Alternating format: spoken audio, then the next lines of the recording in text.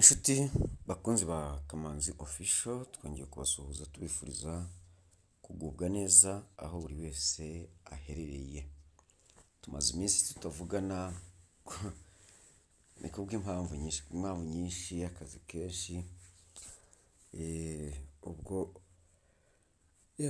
bigatuma tutakomezanya mu biganiro hano, ariko biraza gukomeza nk'uko byari bisanzwe ndetse no kurushaho. Tukaba rero uyu munsi tujya kubagezaho ibikubiye mu itangazo rya Coa Team riteguza umunsi mukuru w'imyaka 6 Pi Fest, usanzwe ku itariki 14 z'ukwa gatatu buri mwaka. Uyu munsi rero ukaba wahariwe umucuruzi, cyangwa se insanganyamatsiko. Reka rero mbere y'uko dukomeza ku bijyanye n'itangazo tubagezeho, n'iri tangazo, umuntu wese ufite ibirori byaba iby'ubukwe, byaba isabukuru y'amavuko, byaba abagize ibyago cyane cyane abapfushije nyine, abagiye mu murenge, ubwo ni byandi twita gutera igikumwe, bashaka gukoresha uburyo butabahenze, kubatekera.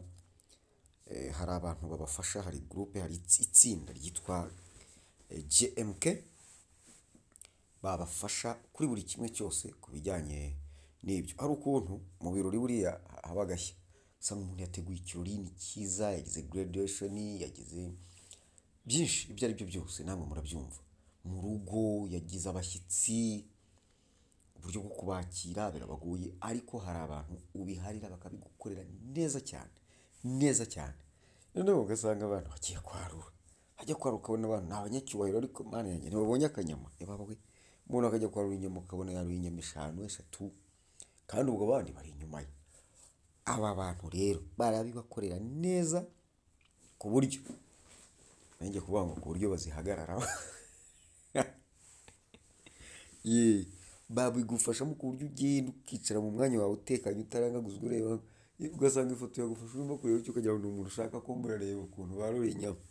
Uvuga uti kanaka barazimucuza, akazavuga niko wantumiriye mu kirori kugira ngo unsebye koko, abandi bari inyama n'igisupu gusa n'umunyigi. Ndibuka twigeze kujya ahantu turarya mu bukwe, ariko ikintu cyacikiza ni ukuntu kubera inzara twari dufite, kandi bari abantu b'abasirimu, ariko ndakurahiye inyama ntawamenya aho zaciye. Noneho n'isosi barayimara neza. Umugabo arambwira ati ngiye kunyata uyu munyige naho ubundi, ati inzara yanyica. Njye ninyatiye kawunga, byari bisekeje, ngo bagiye kuzana izindi, ntazigeze ziza. Turagenda nifatira kawunga ndakanyata, nywesha fanta, nawe nyata umunyige, ntubwo nuko ukunda igitoki.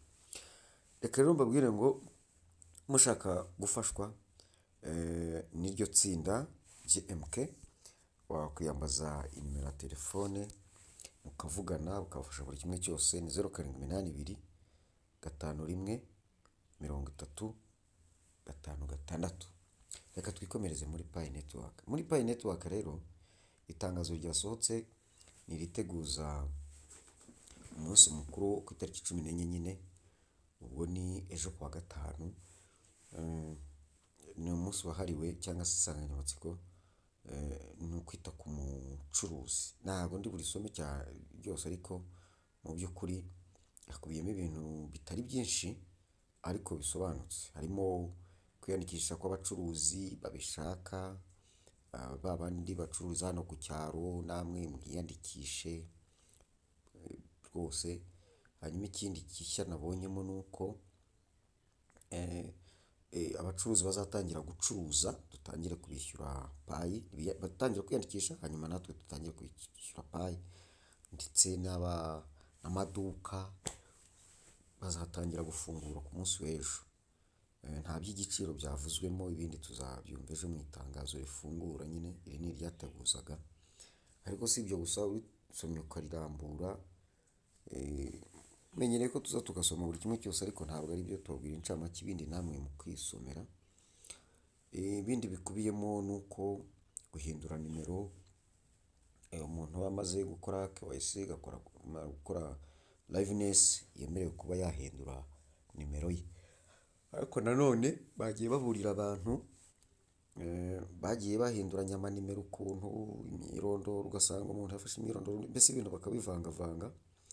Abantu bagiye bafata konti bakaziha abandi ngo zirwarize ngo ibiki, ibi ngibi baravuga yuko bizagira ingaruka kuri uwo muntu ufite iyo konti, kuko hari igihe bizagusaba kugira icyo ukora ugasanga ntawe ubishoboye kubera ko utari nyiri konti, ko bashobora kugira gutya bakagukubita indi liveness ukaba biragucanze wa muntu mutari kumwe kandi wenda mwarumvikanye mu udufaranga.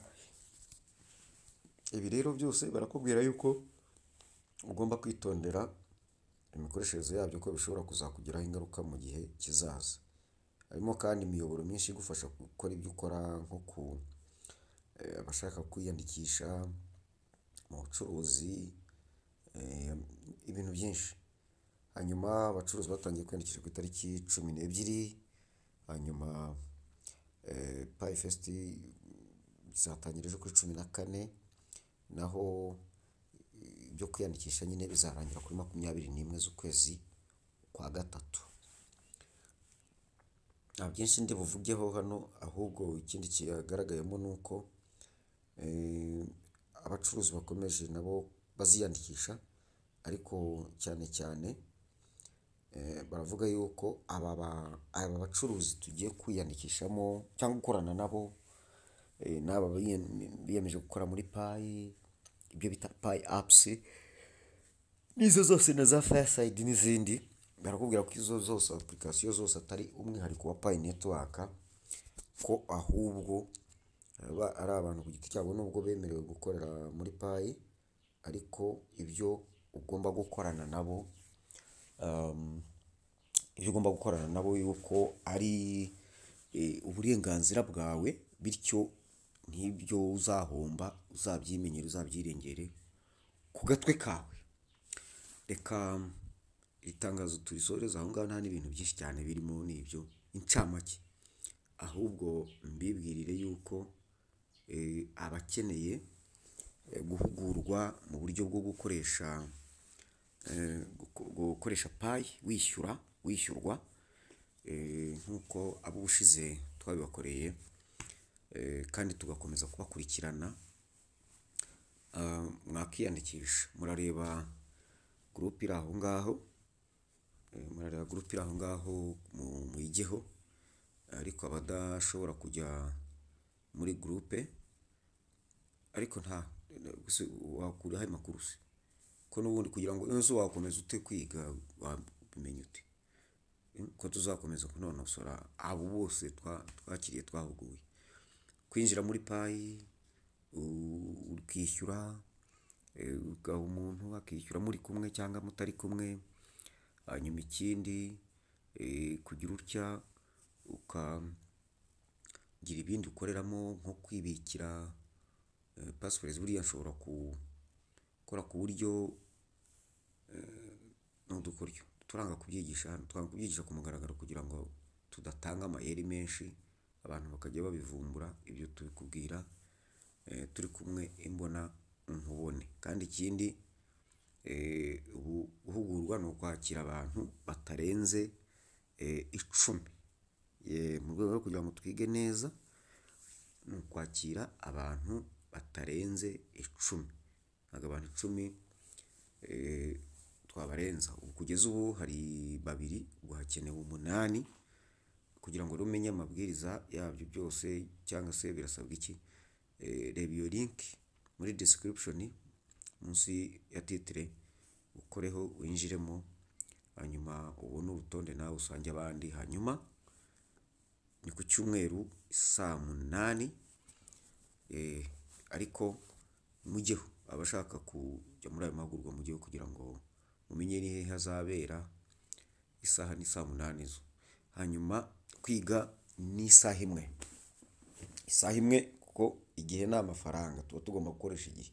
Hanyuma abakeneye ubufasha kuri Pay turabafasha nabo, karibu. Dore igihe cyasoje, nibura saa 8 mbasohotse mu kazi ngiye gufasha abakeneye ubufasha, nta munsi wo kuruhuka ngira, ariko nababwiye ko nyagasani guhera kuri 15 kuzamura bizaba bigoye kuko umubiri umaze kunanirwa.